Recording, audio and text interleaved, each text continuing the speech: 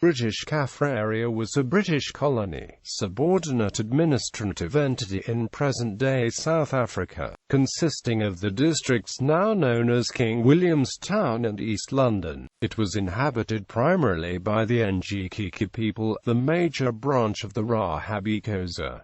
Naming and etymology. The term Kaffraria stems from the word Kaffa, originally an Arabic term which was used for the black African inhabitants of southern Africa. The word Kaffraria came to refer specifically to the Xhosa lands in what is now the Eastern Cape. Later, the Western Xhosa lands which fell under British rule came to be known as British Kaffraria, while the independent Xhosa territory to the east was known simply as Kaffraria. A subsection of British Kaffraria was later reconstituted by the apartheid regime as the semi-independent homeland of Ciskei. History. Similar to elsewhere in southern Africa, the aboriginal inhabitants of the area were the Khoisan hunter-gatherers and herders. Early on, these peoples were displaced by the Bantu expansion when it crossed the Kr River from the north. The area was consolidated under the rule of a branch of the Xhosa people.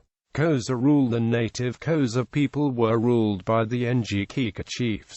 Ngqika, 1797 to 13 November 1829. Sandal, the 13th of November 1829 to 1 June 1878. British rule. The territory came under British rule in the 19th century. However, there was great disagreement on how it should be governed, with the Cape Colony being reluctant to take responsibility for its administration. Its status therefore changed several times before it finally became part of the Cape Colony.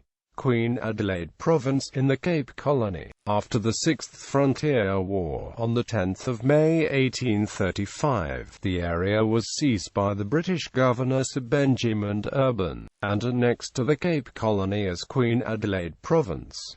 A location for the new province's government was selected, and named King William's Town. The province was declared to be for the settlement of loyal African tribes, those rebel tribes who agreed to replace their leadership, and the Fengu, who had recently arrived fleeing from the Zulu armies and had been living under Xhosa subjection. Magistrates were appointed to administer the territory in the hope that they would gradually, with the help of missionaries, undermine tribal authority. A separate Queen Adelaide Land District, only a few months after its forcible joining to the Cape Colony, on 5 December 1835, the Cape Colony disallowed the annexation. The province's creation was also condemned by London as being uneconomical and unjust. Queen Adelaide was formally disannexed in December 1836. The Cape's border was re-established back at the Kaffraria River, and new treaties were made with the chiefs responsible for order beyond the Fish River. The area was now renamed Queen Adelaide Land District, with Grahamstown as its capital. Indigenous rule by and large re-established itself in much of the territory, and the land remained a separate entity until 1847. British Kaffraria, in the Cape Colony. After the Seventh Frontier War, on 17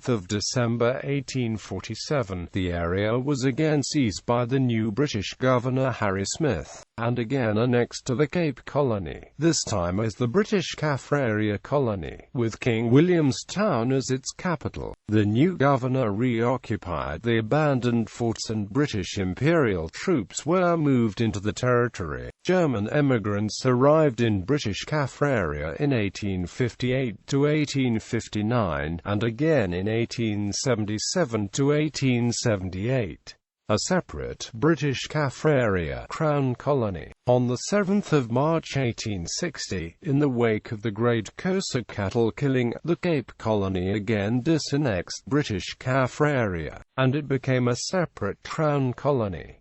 A separate Lieutenant Governor, Colonel John Maclean, was appointed to administer the colony. However, economic problems threatened to bankrupt the colony, and pressure was brought upon the neighboring Cape Colony once again to take on the territory in its expenses. final annexation to the Cape Colony. It was finally re-incorporated into the Cape Colony on 17 April 1866. From 1853 to 1866 the territory used the stamps of the Cape of Good Hope, a mail being sent from Port Elizabeth or overland from the Cape. The area eventually formed the basis of the Ciskei independent homeland.